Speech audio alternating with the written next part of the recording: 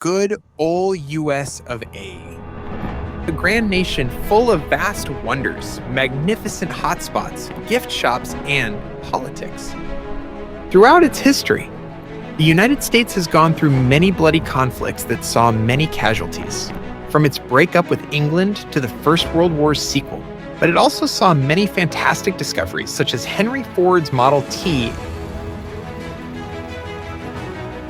and NASA's moon landing in 1969, which shaped many states in America to being the nation they are today. This influence can be felt in every state, but for this installment, let me guide you through the hot zones of two states in particular: New York and Washington, D.C.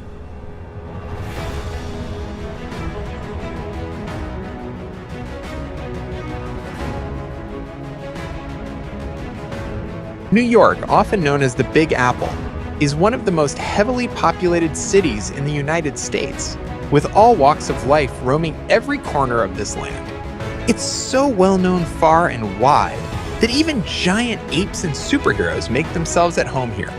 Good thing too, given how often it gets invaded.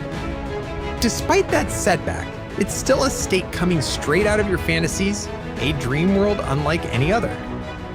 Have a nice walk at Central Park, the massive green landmass that sees many people walk, play, and laugh in every corner.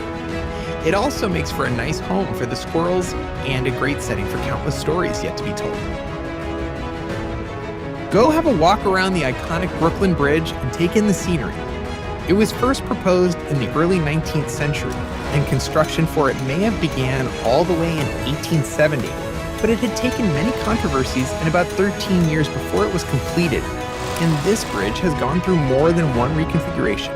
Be sure to pay the Brooklyn Bridge a visit before it goes through another remodel session, will you? Oh, and don't forget to visit the Grace Church and offer your prayers.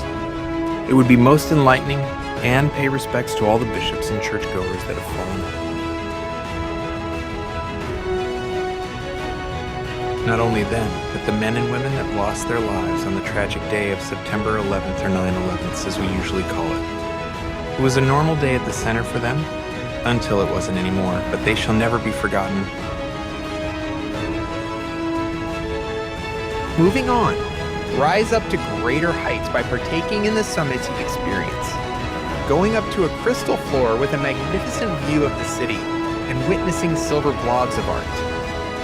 Or better yet, embrace the ultimate New York experience by immersing yourself in roaming Times Square, full of people, lights, and plenty of shops galore. I would know cause I went to a comic shop. While New York can be a marvelous place to be, it's time to hop on and take a train as we make our way to Washington, D.C. A more relaxing locale, it does offer its fair share of amazing hotspots such as the harbor. You can sit back and enjoy the sight of locals and tourists alike watching the beach, having a go at the carousel wheel or riding the Ferris wheel, or you can go say hi to the ducks. Even they know the simplicity of life in Washington.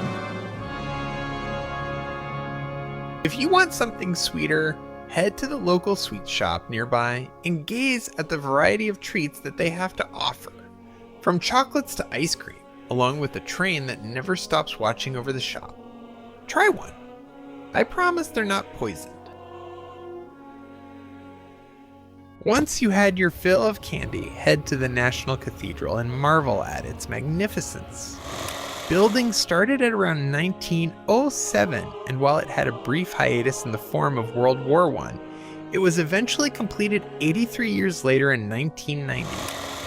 People of all faiths come around to worship its architecture, or perhaps they go on a hunt for certain gargoyles, especially one Darth Vader. Let me know if you manage to find him.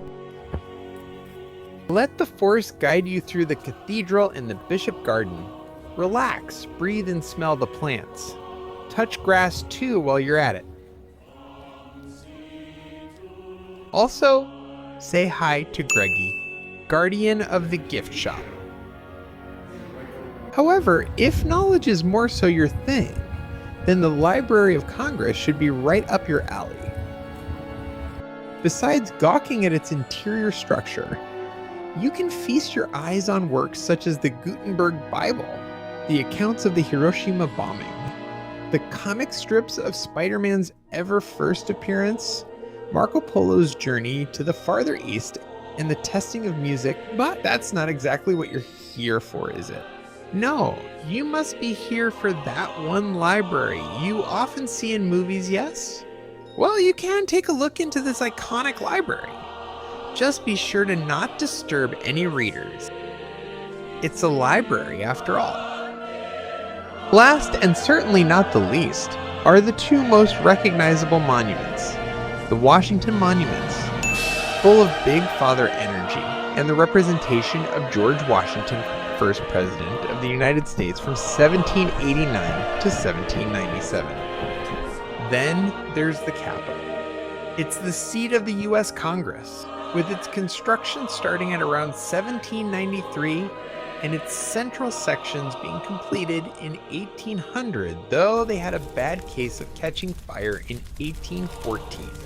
But they were fortunately restored 5 years later. Since then, it's gotten some serious renovations and it's got a mean chrome dome.